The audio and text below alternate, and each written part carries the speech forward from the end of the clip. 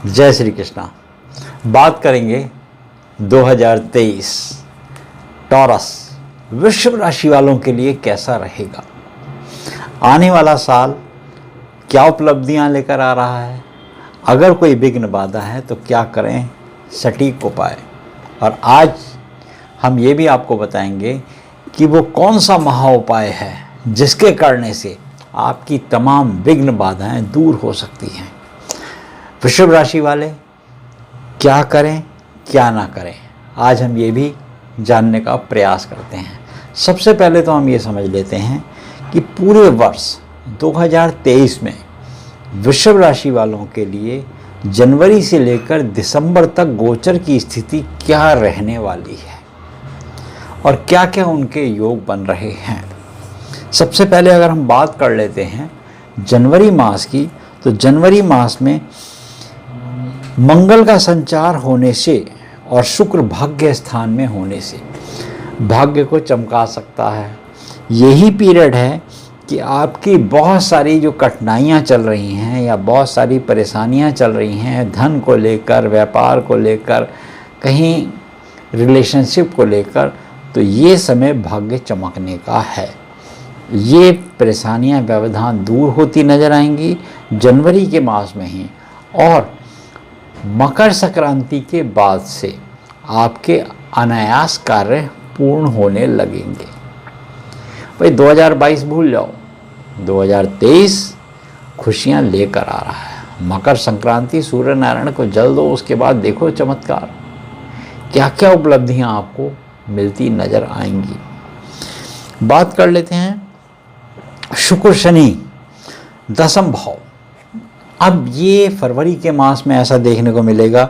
इससे क्या मिलता है ये बात यहाँ पर देखें कि प्रसन्नता तो देंगे ही देंगे। जो रुकी हुई कार्य हैं, रुके हुए प्रोजेक्ट हैं आपके, चाहे जॉब को लेकर हो, चाहे वो किसी बच्चों को लेकर हो, एडमिशन को लेकर हो, पढ़ाई को लेकर हो, व्यापार को लेकर हो, उसमें जो विराम लगा हुआ था वो पुनः एक तरह से आरंभ होने के योग बनेंगे। ये अच्छी खबर है आपके पास फरवरी के मास में। तो ये खबर आपके लिए, आपने अपने मन को नियंत्रण रखना है, अपने कार्य में पूर्णतः काम करते रहना है। ये नहीं करना कि हमने बता दिया था कि ऐसा योग बन गया या बन जाएगा तो ये बना क्यों नहीं, आएगा समय आएगा, और ये मान के चलें अच्छा समय अवश्य आएगा। मार्च के मास की बात कर लेते हैं। मार्च के मास में यहाँ पर 12 तारीख से शुक्र द्वादश होने से, अच्छा यहाँ पर सरकारी योग भी बनाएंगे और खर्चे भी बढ़ाएंगे। धन आएगा तो खर्चे बढ़ेंगे, बहुत अच्छी बात है, मगर संचय भी करना, अन्यथा धन को व्यर्थ मत करना। धन बचा के भी रखो। धन की कभी कभी अभाव हो जाता है तो उस समय बड़ा कष्ट होता है। इस समय कोई प्रोजेक्ट आप में से पैसा आ सकता है, लोन भी आ सकते हैं आपके पास, प्लानिंग भी कर सकते हो, कोई ऐसी प्लानिंग भी कर सकते हो, वाहन लेने की भी प्लानिंग कर सकते हो। तो कहीं से ये नहीं कि कहीं से धन आया उसको आपने उड़ाना, व्यापार में उड़ा दिया तो वो बहुत अच्छा, व्यापार में उड़ाते नहीं, व्यापार में तो आप लगा देंगे तो बहुत अच्छा। कहीं आपने वाहन लेने में उड़ा दिया, कहीं आपने घूमने सैर सपाटे में उड़ा दिया, तो वो थोड़ा अपने नियंत्रण में ही चलना। तो इस बात को आपने ही स्वयं सोचना होगा। इसके उत्तराधिकारी अगर कहीं आपके पास बाद में आने वाले समय में धन का अभाव होता है तो स्वयं हो सकते हैं। दसम भाव की बात है ये। 6 तारीख की बात कर लेते हैं अप्रैल के मास की। तो शुक्र जो है यहाँ पर आपका विषम में होने से, इस समय जब अपनी ही स्वयं राशि में हो तो आपको शुभ समाचार देंगे। देखो, बच्चों के लिए सफलता के योग दिलाएंगे, आपको कोई अच्छी खबर मिलेगी बच्चों की तरफ से। और परिवार में अगर कहीं रिश्ता नहीं हो रहा, जो बहुत दिनों से रिश्ता अटका हुआ था, वो रिश्ता भी यहाँ पूर्ण होता नज़र आएगा। एक समय आपके पास बीच में ऐसा चल रहा था जिसकी वजह से ये कार्य अटक रहे थे, विघ्न हो रहे थे, कोई शुभ मांगलिक कार्य नहीं हो रहा, तो उसका योग बन गया है। अब बात कर लेते हैं मई के मास में। तो मई के मास में गुरु और राहु द्वादश में क्रोध की स्थिति को बढ़ाते हैं। यहाँ पर अच्छा, इसमें एक और चीज़ है, नौकरी में उन्नति तो होंगे, क्रोध बढ़ाएंगे, मगर नौकरी में आपने उत्तेजना नहीं दिखानी। बॉस से, अपने सहयोगियों से, मिलने वालों से, जो आपके कुलीग हों, उनसे आपने क्रोध नहीं करना, उनसे फाइट नहीं करनी, कोशिश करें टालें। अगर आप इस समय को गुजार लेंगे, और ये भी समय आपके पास जो यहाँ पे नज़र आता है वो करीब करीब मई का 10-12 मई तक का समय निकालना है आपने, उसके बाद का समय आपके पास फिर अच्छा हो जाएगा। झगड़ा नहीं करना, दूसरे के पचड़े में नहीं पड़ना, दूसरे की परेशानियों को बहुत ज़्यादा अपने गले नहीं, नेगेटिव लोगों से दूर रहें, बस ये सूत्र बांध लो। वैसे तो हमेशा ही रहें तो बहुत अच्छा है। वृषभ राशि वाले क्योंकि स्वयं के बल पे बहुत काम कर लेते हैं, और उनको ये चाहिए कि दूसरों के पचड़े में ना पड़ें तो बेहतर रहेगा। जून की बात कर लेते हैं। शुक्र जो है चतुर्दश कर्क में रहने से अच्छा, यहाँ पे लक्ष्मी योग बना रहा है। अब माता से, पिता से, परिवार से, कुटुंब से, या अपनी जॉब से, या अपने कारोबार से लक्ष्मी का आगमन कराएगा। और ये जून के मास में आपके पास बहुत अच्छा योग बनेगा। जून में कुल मिलाकर देखें तो लक्ष्मी योग बना हुआ है। जिस काम में हाथ डालोगे, नया कोई काम करना चाहते हो, नया कोई कारोबार शुरू करना चाहते हो, नई कोई जॉब लेना चाहते हो, और सबसे बड़ी जो चीज़ है, बच्चे कहीं एडमिशन लेना चाहते हैं, उनके लिए भी अच्छा है। घर में कोई विवाह का आयोजन के लिए कोई प्लानिंग करे हुए हैं, कोई वाहन लेने की प्लानिंग करे हुए, कोई आपने घर आशियाना लेना है, निर्माण करना है, तो ये समय आपके पास सबसे ज़्यादा अनुकूल रहने वाला है। जुलाई की बात करते हैं। जो जुलाई मास में यहाँ पर देखें 6 तक तो शुक्र जो है तृतीयस्थ होंगे। उसके बाद की स्थिति जो है 7 तारीख से जो है शुक्र चतुर्दश हो जाएंगे। तो यहाँ पर आपको थोड़ी एफर्ट्स बहुत ज़्यादा करने पड़ेंगे, भगाएंगे बहुत ज़्यादा, क्योंकि राशि स्वामी जब भगाने लगता है तो आपको कहता है काम करो, बहुत दिनों आराम कर लिया, अब काम करो, काम की तरफ आप भागो। तो काम में आपने कर्मठ होकर काम करना है और निर्विघ्न काम करना है, कोई विघ्न बाधा ना आए ऐसा काम करना है, और निस्वार्थ भी काम करें, क्योंकि फल उसका आपको अवश्य शुभ मिलेगा। अगर आप कहीं काम करने में आलस करेंगे, आलस्य कटु विद्या न धनम, क्योंकि आलसी मनुष्य को न तो विद्या मिलती है न धन मिलता है। तो इसलिए आपने आलस नहीं करना, मेहनत बहुत ज़्यादा करें, और ये सोचकर मेहनत करें, चाहे वो बड़ा कार्य हो चाहे वो छोटा कार्य हो, ये सोचकर मेहनत करें कि आपको उसका मेहनताना अवश्य मिलेगा। और ये मेहनताना आपका ऐसा नहीं है कि आपका मेहनत करने के बाद खाली जाएगा, मेहनत आप नियमित रूप से करते रहना है। अब यहाँ बात कर लेते हैं अगस्त के मास की। तो अगस्त के मास में शुक्र जो है वक्री रहने से, अब यहाँ पर वक्री की स्थिति जब बनेगी तो देखो यहाँ पुरुषोत्तम मास भी आ जाएगा सावन मास में इस बार। अब क्या करना है, इस समय आपने संयम में रहना है, नियम में रहना है। आप नियम और संयम समझ लीजिए। एक तो किसी की निंदा नहीं करनी, किसी की चुगली नहीं करनी, सिर्फ अपने काम में काम। बच्चे सिर्फ पढ़ाई में मन लगाएं, बाहर की चीज़ों से हटा लें मन। ये नहीं कि लैपटॉप या कंप्यूटर में एक्स्ट्रा जो अननेसेसरी है, समझ लीजिए अननेसेसरी की चीज़ों में से दूर हट जाएं, सिर्फ अपने काम से काम रखें, बस ये दिमाग। अपनी शॉप है तो शॉप पे जाएं, शॉप से घर आएँ या जहाँ भी जाना है।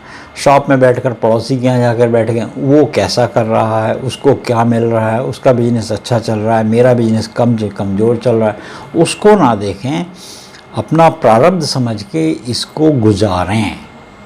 अगर आप यहाँ पे शांति निकाल गए तो समझ लीजिए आने वाला टाइम आपका बहुत अच्छा व्यतीत होगा। अगस्त के महीने की विशेष रूप से बात कर रहे हैं। सितंबर की बात करते हैं। सितंबर से शुक्र मार्गी हो जाएंगे और तृतीयस्थ से संचार करेंगे। तो इससे क्या होगा, कारोबार, घरेलू स्थिति, भाई बहनों से संबंध मधुर कर देंगे और लग्जरी लाइफ देने लगेंगे आपको, यानी कि कहीं से कहीं सोर्स ऑफ इनकम बढ़ा देंगे।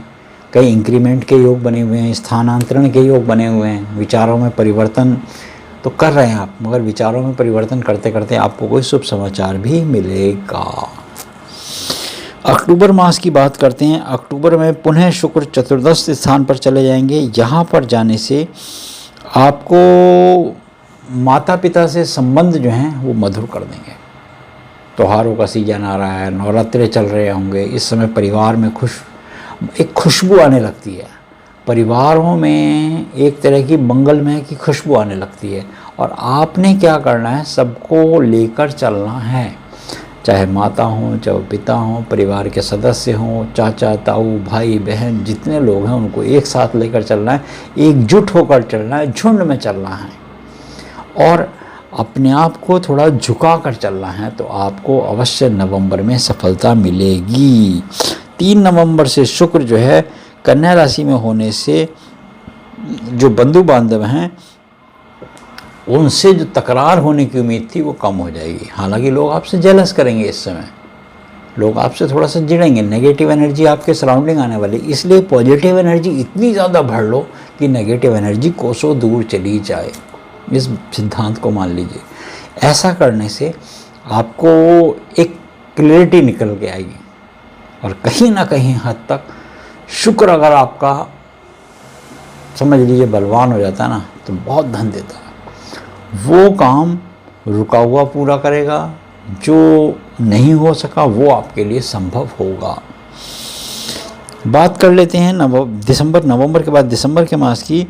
तो 24 तारीख से शुक्र षष्ठस्थ हो जाएंगे, तो इसमें होने से धीरे धीरे आपके एक्सपेंडिचर बढ़ेंगे। इसमें कोई डाउट नहीं है कि एक्सपेंडिचर कम नहीं होंगे, बढ़ेंगे, आपके खर्चे बढ़ेंगे। जब खर्चे बढ़ेंगे तो आमदनी के लिए आप स्वयं सोच चुके होंगे पहले। दिवाली के दिनों में जैसे हमने बताया, अगस्त के बाद से आपके पास उपलब्धियां आती रहेंगी, तो उस पैसे को फिर बचा के रखना होगा, ताकि दिसंबर के मास तक सर्दियां जब आएंगी तो आपको इस पैसे का सही उपयोग कर सकें। परिवार में जितने सदस्य आपके हैं उनके लिए भी आप सहानुभूति दिखाएं, ये बात ध्यान रखें। बच्चे हैं तो परिवार बुजुर्ग जनों का आशीर्वाद प्राप्त करें, उनको प्रणाम करेंगे तो उसका परिणाम आशीर्वाद होगा। और आप अगर घर के मुख्य सदस्य हैं तो सबके साथ आप सहानुभूति से पेश आएँ और सबको एक साथ लेकर चलेंगे तो आपको सफलता अवश्य मिलती रहेगी। 2023 आपका बहुत अच्छे से मंगलमय व्यतीत होगा। अब बात कर लेते हैं महा उपाय की। महा उपाय क्या कहता है? जिन लोगों को अपनी डेट ऑफ बर्थ नहीं मालूम, जिन लोगों को अपना कोई स्थान नहीं पता, या जिन लोगों को ये नहीं पता कि मेरा किस समय जन्म हुआ है, कौन सी राशि में जन्म हुआ है, नाम से मेरी शुक्र की राशि बनती है, वृषभ राशि टॉरस बनती है, वो क्या करें? टॉरस राशि वाले एक उपाय करना होगा, शुक्रवार के दिन करना होगा। अगर नवरात्रों में करें तो अति उत्तम, चैत्र के, और पूरे वर्ष में तो उन्हें करते ही रहना होगा। शुक्रवार के शुक्रवार चावल और चीनी का दान देना होगा। ये सरल उपाय। सवाया ले लीजिए, 125 ग्राम या 1.25 किलो, और कम से कम 20 शुक्रवार तक करना होगा। भाई शुक्रवार को इसलिए 20 हमने बताया कि शुक्र की महादशा 20 वर्षों तक के लिए आती है। अगर आपकी जन्म पत्रिका के हिसाब से शुक्र की महादशा भी चल रही थी तो प्रति वर्ष के हिसाब से एक बार दे दीजिए। पुरुष हैं तो महिला को दीजिए, अब महिला हैं तो पुरुष को दीजिए। ये बात ध्यान रख लीजिए इस बात को। इससे क्या क्या फ़ायदे होंगे? 20 शुक्रवार तक चावल और चीनी, खीर का सामान बोला गया है, यूँ तो दूध भी बोला गया है, दूध दे सके तो अति उत्तम। और एक शुक्रवार शुक्ल पक्ष और एक कृष्ण पक्ष, दोनों में शंकर जी को पंचामृत दीजिए। और अगर मखाने या पंचमेवा की खीर बनाकर भेंट कर सकें तो अति उत्तम। रुद्राभिषेक का सावन मास में आयोजन अवश्य कराएं, ये बात ध्यान रख लें। रुद्राभिषेक का सावन मास में आयोजन अवश्य कराएं। और कन्या पूजन के समय एक कन्या को पाजेब, छोटी सी हल्की सी पाजेब ले लीजिए, बहुत महंगी मत लीजिए, एक पाजेब और पूर्ण कन्या की पोशाक, या पोशाक कहा गया है, वस्त्रों को पोशाक कहा गया है। ड्रेस भी नहीं बोलते, ड्रेस तो हिंदी इंग्लिश में बोलते हैं। पोशाक, उसको पूर्ण पोशाक, और पोशाक में आलता, बिंदी, ये जितनी वो श्रृंगार के सामान है ये भी दीजिए। उसको फ्रॉक दीजिए, जो भी है पूरे संपूर्ण जो बच्चे की जूतियाँ भी होती हैं 1 वर्ष से लेके 10 वर्ष तक की कन्या को एक बार देखिए आपका जो शुक्र जनित किसी भी प्रकार के दोषों कुंडली के अंदर उससे आपको मुक्ति मिलेगी, बल्कि आपको सोर्स ऑफ इनकम जो लक्ष्मी योग की प्राप्ति नहीं हो रही थी उसकी प्राप्ति अवश्य हो जाएगी। ये वीडियो आपको कैसा लगा कमेंट सेक्शन में जाकर अवश्य लिखें। अगर आप भी अपनी कुंडली दिखाकर ये जानकारी प्राप्त करना चाहते हैं कि आपकी कुंडली में ग्रह गोचर की स्थिति आपके लिए क्या बोलती है, तो आप भी हमारे दिए हुए नंबर पर व्हाट्सएप कर सकते हैं और चैनल को सब्सक्राइब अवश्य कर लीजिए ताकि अगली वीडियो की नोटिफिकेशन आपके पास आ सके और अपने मित्रों के पास इस वीडियो को अवश्य भेजिए। जय श्री कृष्ण।